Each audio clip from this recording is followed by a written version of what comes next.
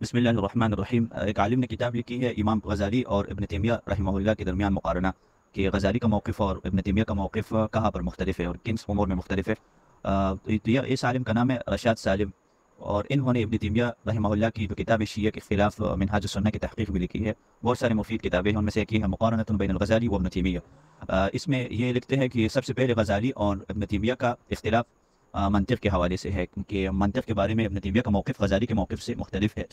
غزالی سمجھتا تھا کہ منطق علماء کے لیے ضروری ہے، اور انہوں نے کئی کتابیں بھی لکھی ہیں اس حوالے سے، جیسے ان کی کتاب ہے القسطاس المستقیم، موازین خمسہ کے بارے میں بات کی ہے، اور اسی طرح غزالی کی ایک اور کتاب ہے المنقذ من الضلال، گمراہی سے بچانے والی چیز۔ اس میں یہ کوشش کی ہے کہ منطق کو اسلامی کپڑے پہنائے، لیکن وہ اس کوشش میں ناکام رہے ہیں، کیونکہ انہوں نے کوئی مزید قواعد ایجاد نہیں کی ہے، بلکہ وہی قواعد جو یونان کے منطق میں موجود تھے۔ اگر کہ وہ شو یہی کرتے ہیں کہ میں منطق کے قواعد قرآن حدیث سے نکالتا ہوں، لیکن اس کوشش کے باوجود بھی وہ کامیاب نہ ہو سکا ابن تیمیہ کے۔ اس طرح غزالی کی اور بھی کتابیں ہیں، جیسے معیار العلم ہے، محق النظر ہے۔ ان دو کتابوں میں تو خصوصاً انہوں نے ارسطو اور ابن سینا کی موافقت کی ہے بعض منطقی مسائل میں۔ تو ابن تیمیہ سمجھتے ہیں کہ نہیں، آپ کا موقف درست نہیں ہے، کہ منطق بالکل ضروری ہے، اور جو منطق نہیں سیکھتا تو ان کے علم کے اوپر کوئی اعتماد۔ یہ بات یاد رکھنی چاہیے، دیکھیں ایک مقاصد ہے اور ایک وسائل ہے۔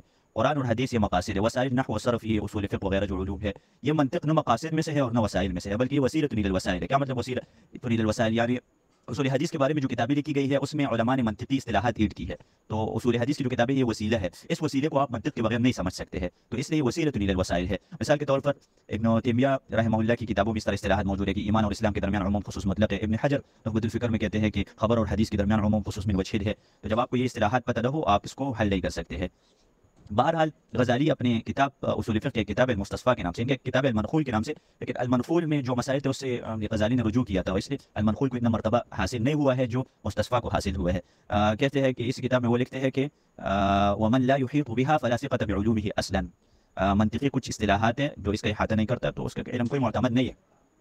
لیکن ابن تیمیہ رحمہ اللہ تو سمجھتا تھا کہ نہیں بھائی، ہمارے پاس بہت سارے دلائل ہے کہ بہت سارے، آپ کہتے ہیں کہ منطق ایسا علم ہے جس کے قواعد انسان کا ذہن بچا سکتا ہے غلط تفکیر سے اور خطا سے، تو کیا صحابہ نے جو منطق نہیں سیکھا تھا تو انہوں نے غلطی کی تھی مسائل کے اور نتیجے تک پہنچنے میں؟ ان کو کوئی اس طرح مقدمہ صغرا اور کبرا اور نتیجے تک نہیں پہنچتے تھے جو آپ لوگ کرتے ہیں اسی طریقے سے۔ تو یہ منطق گمراہی کا بھی سبب ہے، اور ٹھیک ہے جو بندہ عقیدے میں ماہر ہے وہ منطق سیکھ سکتے ہیں، اس میں کوئی مسئلہ نہیں ہے، لیکن اگر آپ عقیدے کی کتابوں سے اپنا سلف کا منہج پتہ ہی نہیں ہے، صرف اپنے آپ کو اہل حدیث کہتے ہیں اور عقیدے کا پتہ ہی نہیں ہے، اور پھر منطق کی کتابیں پڑھنا شروع کر دیتے ہیں تو گمراہ ہو جائے گی۔ منطق فقط تزندق، جو منطق سیکھتے ہیں زندیق بن جاتے ہیں۔